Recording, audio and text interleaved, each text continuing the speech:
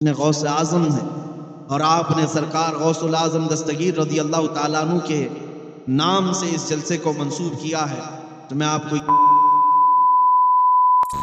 یہ ہے کہ وہ سب سے زیادہ اگر کسی بات کی طلب رکھتا ہے تو صرف تمہارے ایمان کی۔ رؤوف الرحیم، نہایت نرم دل اور شفقت کرنے والا رسول تمہارے پاس آئے، ایسا نرم دل اور ایسا شفقت کرنے والا اور ایسی مدد کرنے والا۔ مجھے حیرت ہوتی ہے ان ظالموں پر جو آج نبی پاک صلی اللہ تعالیٰ علیہ وسلم کی مدد کا بھی انکار کر بیٹھے۔ اسی کو تو اعلیٰ حضرت امام اہل سنت فاضل بریلوی رحمۃ اللہ تعالیٰ علیہ نے فرمایا، اور تم پر میرے آقا کی عنایت نہ سہی، نجدیوں کلمہ پڑھانے کا بھی احسان گیا، آج لے ان کی پناہ، آج مدد مانگ ان سے، آج لے ان کی پناہ، آج مدد مانگ ان سے، کل نہ مانیں گے قیامت میں اگر مان گیا۔ ان کے متعلق تم یہ کہتے ہو کہ مدد نہیں کر سکتے، آؤ میں تمہیں حدیث رسول عرض کرتا ہوں۔ مسجد نبوی شریف کا ممبر ہے، اللہ کے حبیب صلی اللہ علیہ وسلم خطبہ دیتے تھے، پہلے عصا لیتے تھے، آپ کے ہاتھ میں ایک لکڑی ہوا کرتی، پھر جب ممبر بن گیا تو نبی پاک صلی اللہ علیہ وسلم نے اس لکڑی کو چھوڑ دیا، اس عصا کو مسجد کے باہر چھوڑ دیا۔ روایت یہ ہے کہ جس دن نبی پاک صلی اللہ علیہ وسلم اس لکڑی کو لیے بغیر ممبر پر کھڑے ہوئے، مسجد میں کہ رونے کی جیسی آوازیں آنے لگی۔ تو اللہ صلی اللہ علیہ وسلم، یہ کیا بات تھی؟ اللہ کے حبیب صلی اللہ علیہ وسلم ارشاد فرماتے ہیں، اس لکڑی کو جب میں ہاتھ میں رکھتا تھا یہ فخر کیا کرتی تھی، اور جب میں نے آج اس کو چھوڑ دیا میری جدائی کے غم میں وہ رونے لگی، اور اس کا رونا مجھے دیکھا نہ گیا، میں خطبہ چھوڑ کر کے اتر آیا، اور پھر جب اس کو آ کر اپنے ہاتھوں میں اٹھا لیا پھر اس لکڑی نے رونا بند کر دیا۔ عزیزان گرامی وقار، نبی مکرم صلی اللہ تعالیٰ علیہ وسلم کی جدائی میں اگر ایک لکڑی روئے وہ رسول پاک کو گوارا نہیں ہوتا، وہ ممبر مدینے کا چھوڑ کر اتر جاتے ہیں۔ تم امتی ہو، تم مصطفیٰ کریم صلی اللہ علیہ وسلم کی جدائی میں اگر رو تو کیا یہ بات ممکن نہیں ہے کہ وہ نبی مکرم صلی اللہ علیہ وسلم اسی طرح آج بھی ہمارے گھر تشریف لا سکتے ہیں، جس طرح شرف الدین بوسیری نے اپنے حجرے میں لقوا اور فالج کی بیماری میں پکارا تھا، امین تذکری جیرانی بدی سلمی مزجت دمعا جرا من مقلت بدمی ام حبت الریع من تلقاء کاظمت واومض البرق في الظلماء من عظمی فما لعینیک ان قلت اکففا ہمتا وما لقلبک ان قلت استفق یہمی ایحسب الصف ان الحب منکتم۔ اتنا وہ عطا کرنے میں سخی ہے جس کو شاعر نے کہا تھا، اتنا دیا سرکار نے مجھ کو جتنی میری اوقات نہیں، یہ تو ان کا کرم ہے ورنہ مجھ میں تو ایسی بات نہیں۔ میرے کریم سے گھر قطرہ کسی نے مانگا، دریا بہا دیے ہیں، دربے بہا دیے ہیں، واہ کیا جود و کرم ہے شہ بتا تیرا، نہیں سنتا ہی نہیں مانگنے والا تیرا۔ اس رسول کریم صلی اللہ تعالیٰ علیہ وسلم کو قرآن نے جب مددگار کہا ہے، ہر عاشق رسول انہیں آج بھی مددگار سمجھتا ہے۔ میں ایک واقعہ پڑھتا ہوں، میرے دل میں بڑی تسلی ہوتی ہے اور سینہ مضبوط ہو جاتا ہے۔ سیدنا امام احمد بن حنبل، چار اماموں میں سے بہت بڑے امام ہیں، اس محدث کا نام میں عرض کر رہا ہوں جن کو 5 لاکھ حدیثیں یاد تھیں، 5 لاکھ حدیثوں کے حافظ امام احمد بن حنبل، لیکن حالات کے شکار ہو گئے، وقت کے ظالموں نے ان کے ساتھ بہت برا برتاؤ کیا ہے۔ امام احمد بن حنبل کو وقت کی خلیفہ نے گرفتار کر کے ننگی پیٹھ پر کوڑے مارے تھے، ایک حق فتویٰ دینے کی وجہ سے، شریعت طاہرہ کا اعلان کرنے کی وجہ سے۔ ہر زمانے میں آزمائشیں ہوتی رہی ہیں، ستیزہ کار رہا ہے ازل سے تا امروز، شرار بولہبی سے چراغ مصطفیٰ بھی ہمیشہ یہ رہا ہے۔ ظالموں نے اپنے قوت کو آزمایا ہے، طاقت کو آزمایا ہے۔ کیا میں بے ستر ہو جاؤں گا آج؟ اللہ کے رسول صلی اللہ تعالیٰ علیہ وسلم کی احادیث کی خدمت کرنے والا ایک امام اپنی تہبند کھسک رہی تھی تو رو رہا تھا۔ مجھے حیرت ہوتی وہ نوجوان قیامت کے دن کیا جواب دیں گے جو آج بغیر کسی کے سختیوں کے اپنے کپڑے پاڑ پاڑ کر پہنتے، اپنے ستر دکھا دکھا کر کے گھومتے، وہ کیا جواب دیں گے بارگاہ الہی؟ تمہیں آج کسی نے سختی کی ہے؟ کہ اس طرح کے کپڑے پہنو کہ تمہاری ران بھی نظر آنے لگے، تمہارا جسم نمائش کا اس قدر جو شوق ظاہر کرتے ہو؟ میرے عزیزو بڑی پکڑ ہے، اس کی سخت ترین پکڑ ہے۔ اس امام احمد بن حنبل کو سوچو جن کی تہبند صرف ناف سے نیچے آنے لگی تو رونے لگ گئے، یہ میری تہبند نیچے آ رہی ہے۔ تھوڑی ہی دیر کے بعد ان کی آنکھوں سے آنسو نکلے کہ مولا یہاں کون مددگار ہے، یہاں کون مددگار ہے؟ حکومت ظالم کی، کوڑے مارنے والا جلاد کوئی نہیں ہے۔ اچانک تاریخ میں یہ بات ملتی ہے، 2 ہاتھ غیب سے برآمد ہوئے اور مضبوطی سے ان کی کمر پر لنگی کو باندھ دیا، تہبند کو کس کر کے باندھ دیا، اور اس کے بعد امام احمد بن حنبل جو رو رہے تھے مسکرا پڑے، ہنسنے لگ گئے، اور وہ جلاد کوڑے مارتے مارتے اچانک رک گیا۔ کہا کہ احمد بن حنبل، کوڑے پڑ رہے تھے اور تمہاری لنگی کھل رہی تھی، تم رو رہے تھے، یہ اچانک ہنس کیوں رہے ہو؟ اور تم یہ جو تہبند کھل رہی تھی مضبوط کیسے ہو گئی؟ میرے عزیزوں، شاید انہوں نے اپنی زبان حال سے یہی کہا ہوگا جو امام اہل سنت نے کہا تھا، ان کے نثار کوئی کیسے ہی رنج میں ہو، جب یاد آ گئے ہیں سب غم بھلا دیے۔ ہاں، محمد بن حنبل نے کہا، اے جلاد تو اپنا کام جاری رکھ، جس کے لیے کوڑے کھا رہا ہوں وہ ذات میرے سامنے ہے، وہ ولی ہیں تمہارے۔ قرآن کہتا ہے انما ولیکم اللہ ورسولہ، بے شک اللہ اور اس کے رسول تمہارے مددگار ہیں۔ آج ان حالات میں آپ سے یہ کہتا ہوں، در در کی ٹھوکریں کھا کر کے ہم نے دیکھ لی، بہت ساری جگہوں پر لوگ یہ کہتے ہیں یہ مدد کریں گے وہ مدد کریں گے، تمہارا قبلہ کیوں بدل گیا میرے عزیزوں؟ تمہارا ڈائریکشن کیوں چینج ہو گیا؟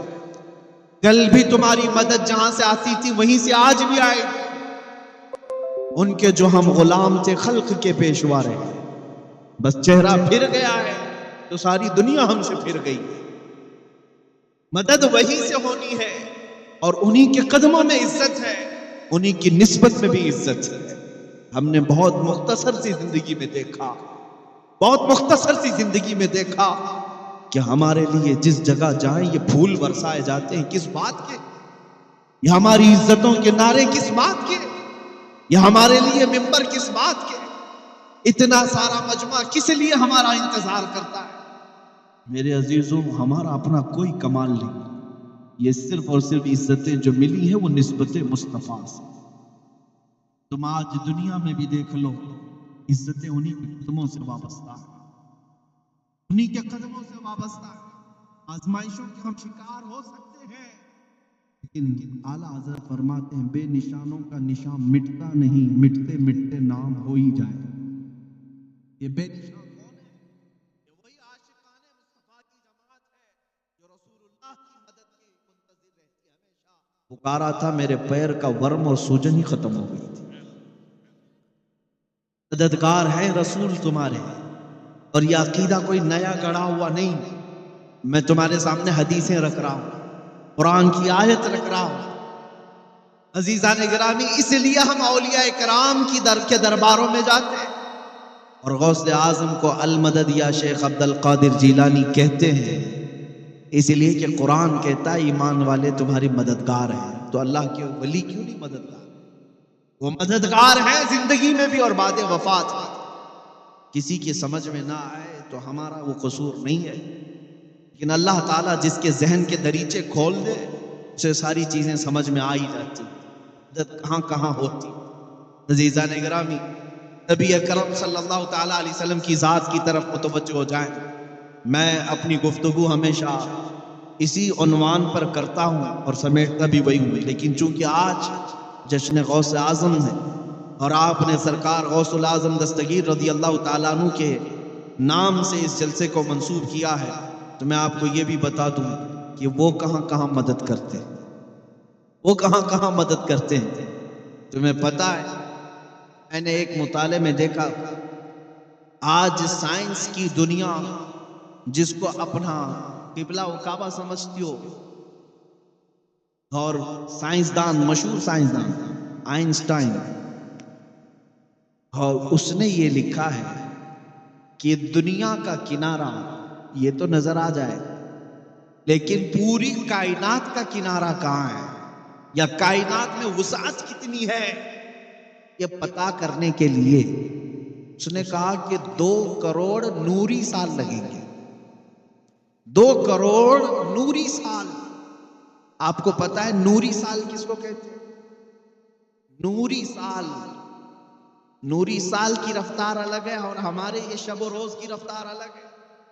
ہم صبح سورج نکلنے پر اور شام کو ڈوبنے پر 1 دن شمار کرتے ہیں، نوری سال میں یہ نہیں۔ نوری سال میں 1 منٹ میں 80 لاکھ کلومیٹر کا سفر ہو سکتا ہے، 1 منٹ میں۔ اس طرح کے 2 کروڑ سال لگ جائیں کائنات کی وسعت کو پہچاننے کے لیے۔ یہ جو سائنس کی دنیا میں رہتے ہیں اور صبح شام ان کی اسی لیبارٹری میں ہوتی ہے، ان کی بات میں کر رہا ہوں، 2 کروڑ نوری سال انہیں لگ جائیں۔ شہنشاہ بغداد یہ کہتے ہیں نظرت الی بلاد اللہ جمعا کخردلۃ علی حکم اتصالی، میں پوری کائنات کو، اللہ کے شہروں کو ایسے دیکھتا ہوں جیسے اپنے ہتھیلی میں رائی کے دانے کو دیکھتا ہوں۔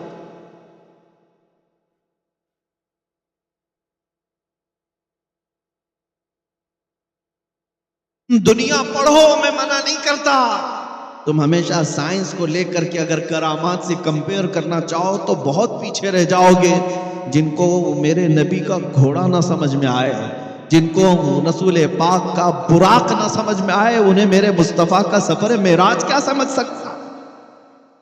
اور ان لوگوں کو سمجھانے کے لیے غوث پاک رضی اللہ تعالیٰ عنہ کی کرامتیں بھی ہیں۔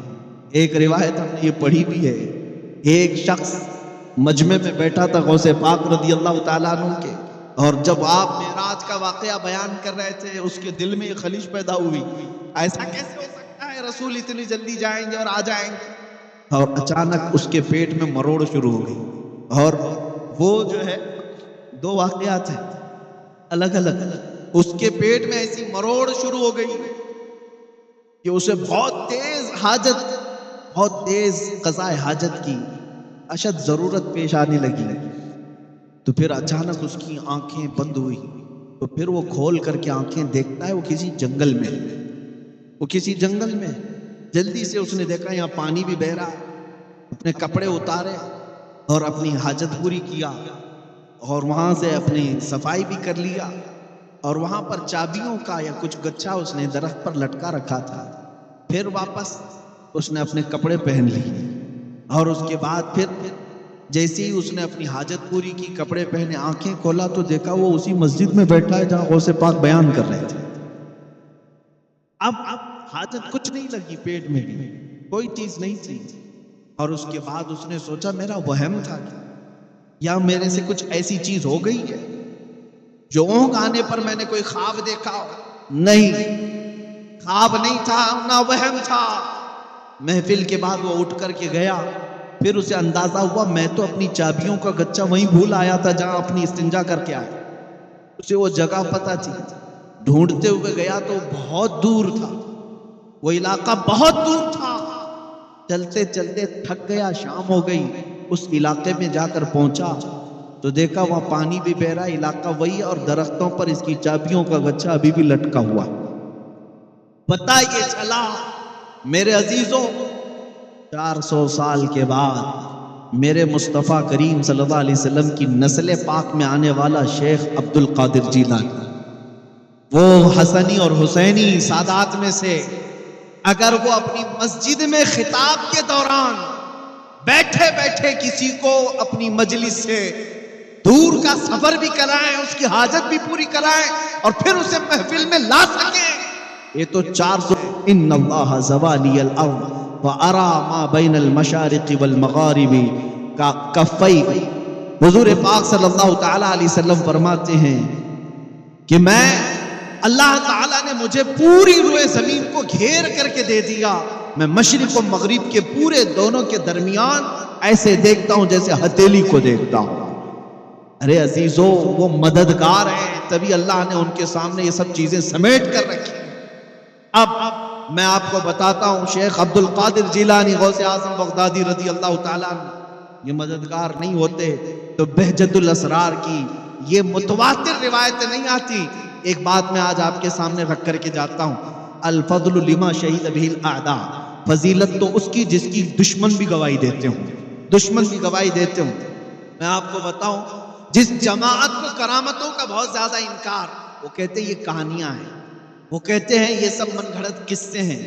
میں آپ کو کہتا ہوں اسی جماعت کے ایک بہت بڑے شیخ، بہت بڑے امام شیخ ابن تیمیہ، جس کے پیچھے پوری جماعت چلتی ہے، جس کے پیچھے پورا طبقہ چلتا ہے، شیخ ابن تیمیہ نے یہ لکھا ہے کہ میں نے اپنی زندگی میں اتنی کرامات کسی کی نہیں دیکھی جتنی شیخ عبد القادر جیلانی کی۔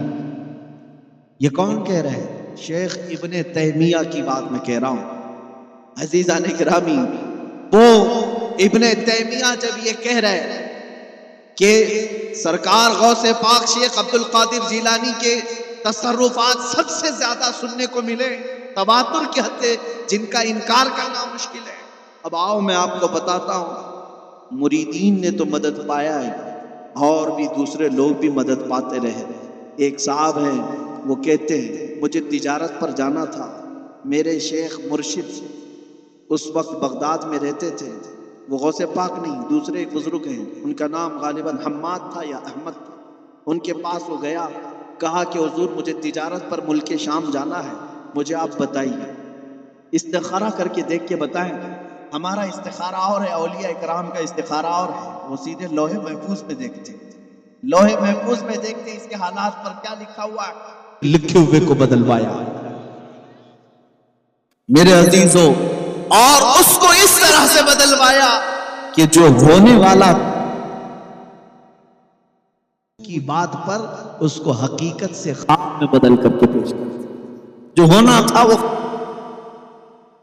اس لیے یہ باتیں کسی کو اگر لگتی ہوں کہ یہ صرف لفاظی نہیں، بخاری شریف کی حدیث ہے کہ کچھ لوگ ایسے ہوں کہ اللہ کے پیارے، او اقسموا علی اللہ لابرہ، بخاری شریف میں ہے اگر وہ اللہ کو کسی بات کی قسم دے دیں اللہ وہ بات پوری کر دیتا۔ یہ کون لوگ ہیں جو اپنا سب کچھ اللہ کے لیے فنا کر دیں؟ میرے عزیزوں، ہمارے اور تمہارے چاہنے سے اگر کچھ نہیں ہوتا تو اپنے عقلوں پر قیاس مت کرو کہ ہم بھی بہت دعا کرتے ہیں ہمارے سے تو کچھ چلتا نہیں۔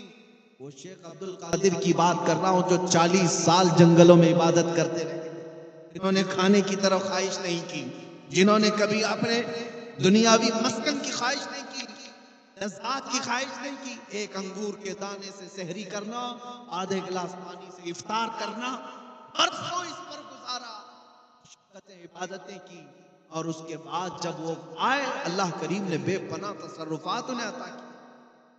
مٹا دو اپنی ہستی کو اگر کچھ مرتبہ چاہو، کہ دانا خاک میں مل کر گلے گلزار بنتا ہے۔ اولیاء اکرام اپنی ہستیاں اللہ کریم کی یاد میں فنا کرتے ہیں، پھر اللہ انہیں مددگار بناتا ہے۔ پھر اتنا ہی نہیں کہ وہ اپنی زندگی میں مدد کرتے ہیں بلکہ بات وفات بھی مدد کیا کرتے ہیں۔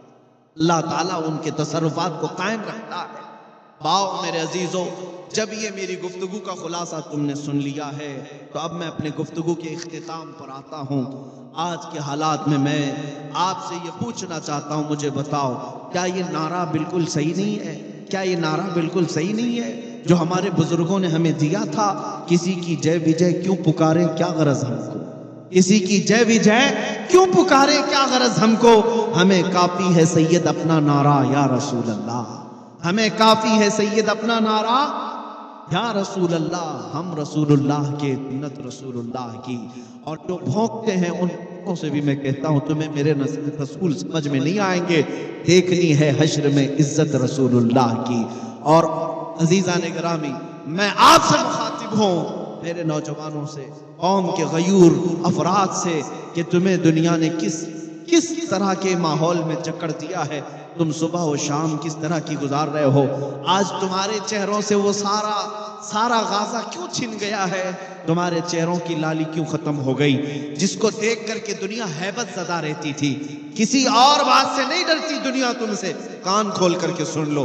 طاقتیں جمع کرنا ہے جمع کر لو. تم فوج جمع کرنا ہے جمع کر لو. میں یہ کھل کر کے کہتا ہوں, چاہے کتنی بھی تنظیمیں ہوں, چاہے کتنی بھی تم طاقت پردرشن کر لو, شکتی پردرشن کر لو, میرا یہ ماننا ہے طاقت و قوت سے تم دنیا کو نہیں ڈرا سکتے. دنیا خوف زدہ ہر زمانے میں رہی ہے تو عشق مصطفیٰ سے خوف زدہ رہی ہے. اسی کو انگریز نے کہا تھا یہ فاقہ کش موت سے ڈرتا نہیں, ذرا روح محمدی اس کے بدن سے نکال دو. دنیا آج بھی اسی کے در پہ ہے. ان کے پاس جو آخری طاقت آج بچی ہے وہ مصطفیٰ کریم کی محبت ہے, عشق مصطفیٰ کی دولت ہے, ان کی نسبت ہے. یہ آخری دولت ان کے پاس بچی ہے. یہ ختم کر دیا جائے تو یہ زندہ لاشیں ہیں, یہ زندہ لاشیں ہیں, کچھ نہیں کر سکیں گے. اس لیے میں اس پر فوکس کرتا ہوں. ہر بار میں اس بات کی طرف توجہ دلاتا ہوں میرے عزیز بچوں کو, نوجوانوں کو.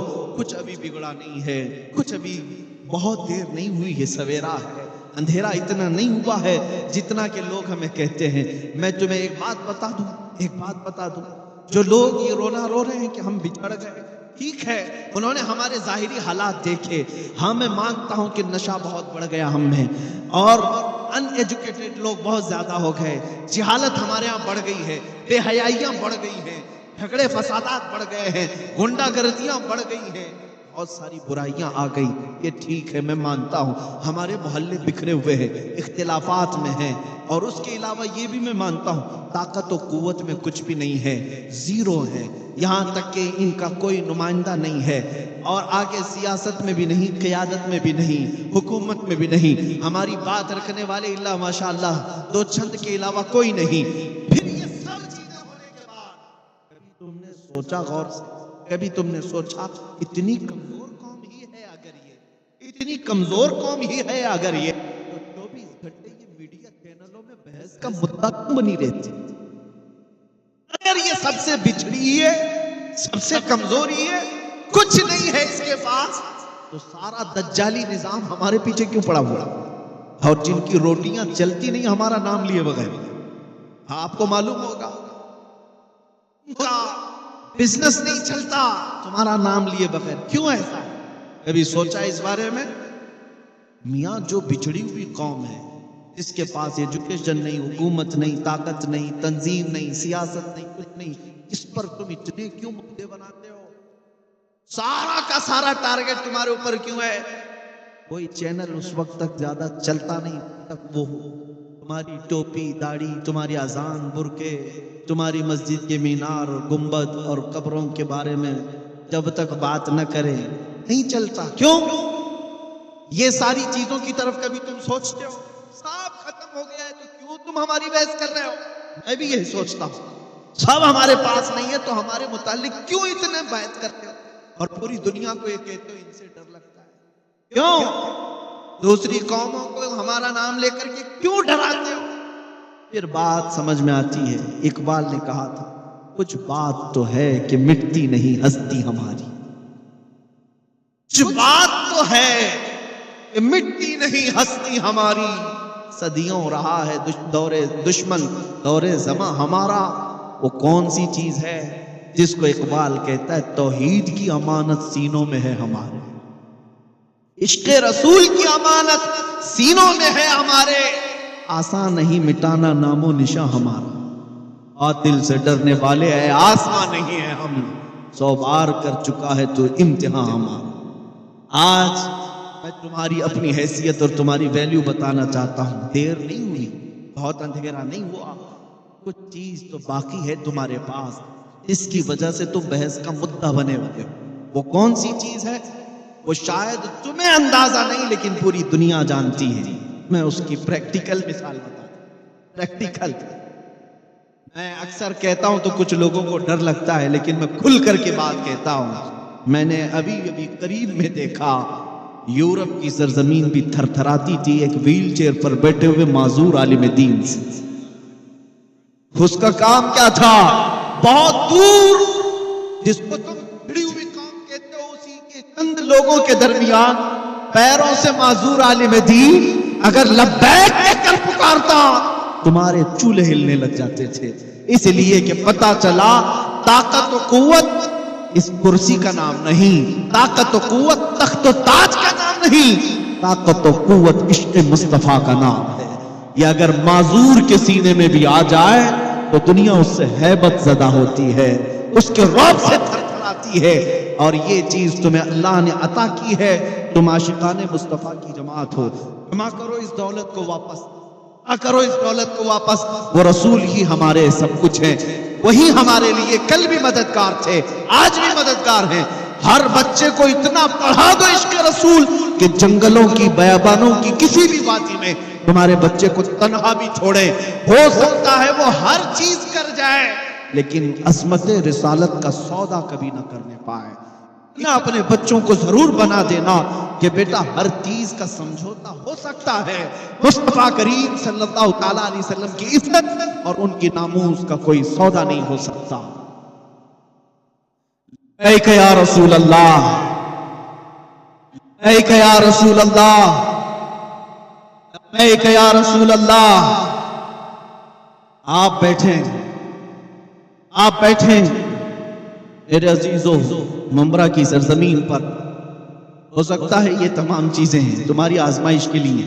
میں نے جھارکھنڈ اور بہار کی سرزمین پر دیکھا، خطاب کے دوران اللہ ان جوانوں کو سلامت رکھے، اتنی تیز بارش شروع ہو گئی تھی کہ لوگوں کا کھڑا ہونا مشکل تھا، مگر بات میرے مصطفیٰ کی تھی تو سب وہاں جمے کے جمے رہ گئے۔